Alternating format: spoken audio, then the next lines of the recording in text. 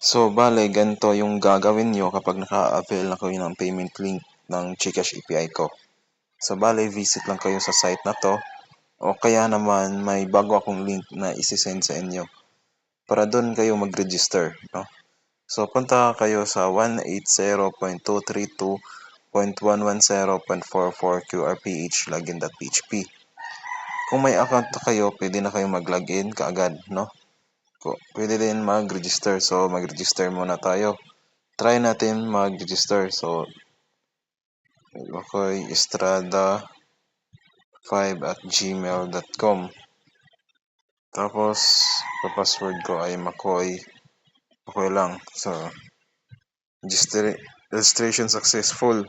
So, login na tayo, no? So, ito yun. Tapos, Makoy. Yun lang, Makoy lang, login. So, login successful. Redirecting na siya. So, andito yung mga transaction history,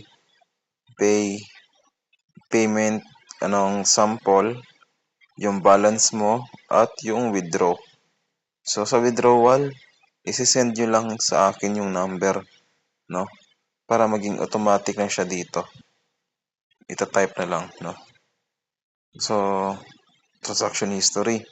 So, ngayon, paano natin i-connect to sa in-avail nyo? So, punta tayo dito. So, wait lang.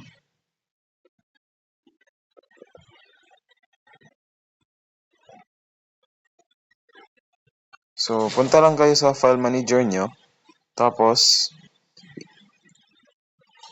kunin nyo lang to, i-edit nyo lang tong API config. No? Edit nyo lang yan. Tapos, yung email nyo dito is palitan nyo. Palitan nyo yung Alan 10K ng Makoy. O yung, palitan nyo yung email sa iniregister nyo na email doon sa panel natin kanina. So, which is Makoy Estrada 5@gmail.com. Save. Edit lang natin yan. Then, goods na yan. So, ngayon, punta na tayo sa client natin, which is yung nilagyan natin ng QRPH payment link, which is ito yung sa inyo, di ba? So, payment.html. Nagagad tayo. So, dito, try natin. Hans share. Tapos yung number. Tapos amount. 10 pesos. Try natin. Pay with GCash. So, ayun. So, ang gagawin ng customer, open in GCash lang. And then, mag-enter ng MPIN yung customer para makapagbayad. Tapos, automatically mag-o-open yung payment para mag-send ng amount. So, pay 10 pesos. Ito. Ayun. Paid successfully na. So, ngayon, since wala pa tayong transaction history sa panel nyo, punta muna tayo dito sa transaction. Reload lang natin at ayun, finish status. At yung balance is 10 pesos. So, reminder lang na ang withdrawal natin is minimum of 100 pesos. So, para ma-withdraw, for example, kapag deposit kayo ng 10 pesos, dapat mag-send muna kayo ng 100 pesos. Tapos, i-withdraw nyo, 110 pesos na, no? Para ma-withdraw siya. Dahil may minimum nga 100 pesos yung withdrawal dito, no? So, try ulit natin. So, dito lang tayo mag-generate ng payment, no? So, for example, number, iba naman yung number. Tapos, yung name, iba din. For example, George Washington. Ayan. Tapos, yung amount is 100 pesos. Ganun pa rin. Open in GCash pa rin yung customer. Tapos, pag-pay, Ganito mangyayari. So, ganyan, na-paid na. So, ang mangyayari dyan, punta natin dito is finish na kaagad yan, no? So, what if hindi natin binayaran?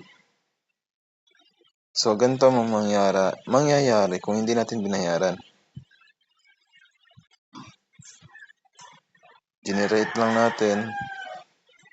Tapos kapag i-reload natin, waiting for payment lang yan. At wala rin nadagdag dito. No? Ganyan ang kagandahan niya. Diyan lang yan successful or magiging finish kagaya nito kapag nabayaran na natin. So, try natin. So, open. So, pay. Balik tayo dito. Punta tayo dito. Restart na natin. At ayun. Diba?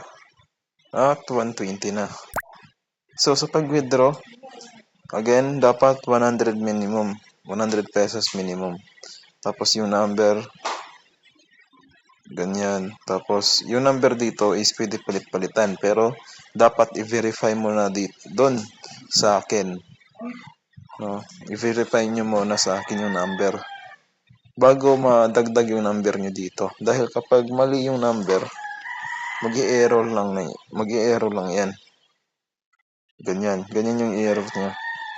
No? Hindi ko pa napalitan yung error message dyan. Pero mag-i-error yan. Tapos, for example, try natin to. So, tayo ma-withdraw. Ha?